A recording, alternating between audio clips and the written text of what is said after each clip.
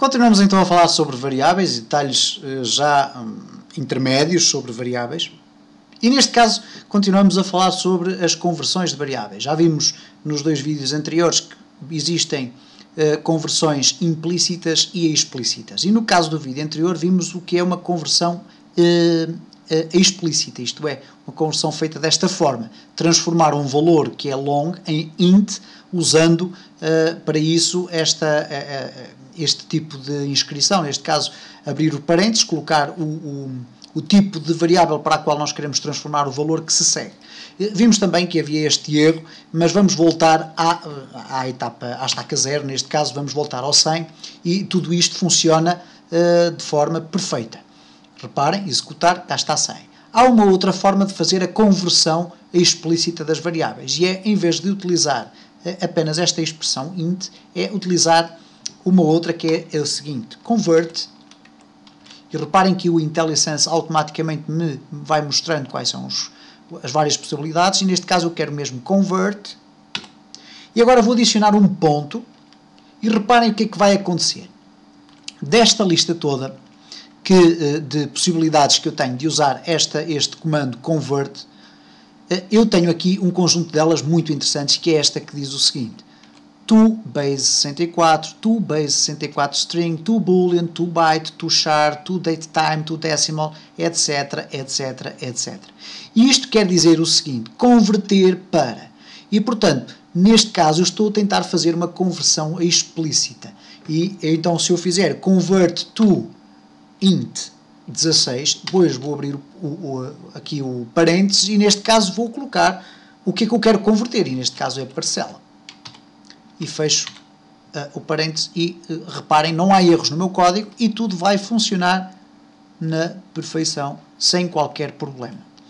Dir-me-ão vocês, então, mas para que é que eu vou utilizar o convert to e não apenas a forma mais simplificada, o int? Bom, isso é porque em determinadas circunstâncias de introdução de código não é permitido utilizar a conversão explícita mais reduzida, como nós tínhamos anteriormente.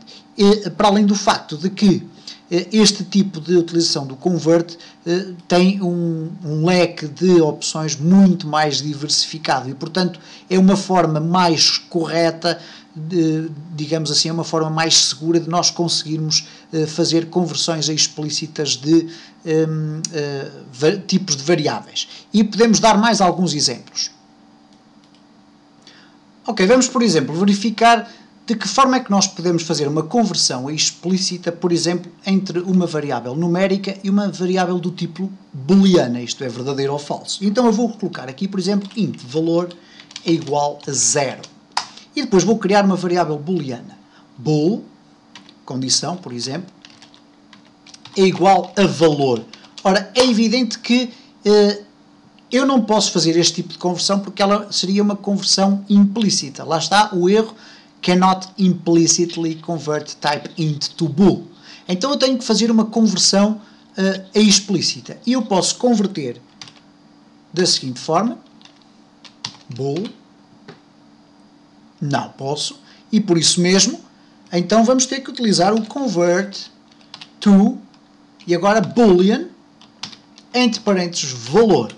E se repararem neste caso, esta conversão já é possível. O que é que vai acontecer?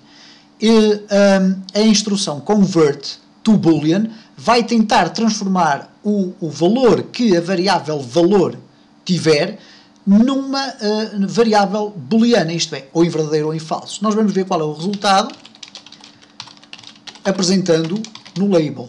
Neste caso, condição, ponto toString.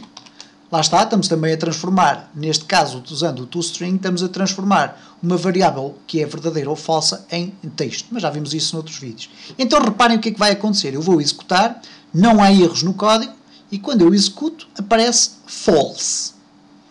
False porque o valor é igual a 0. Se eu mudar valor para igual a 1 e executar, já me vai aparecer o valor true. E o que acontece neste caso, em particular nas conversões entre valores numéricos e valores booleanos é que, se eu definir um valor numérico como sendo igual a 0, o valor booleano, neste caso condição, será sempre igual a false.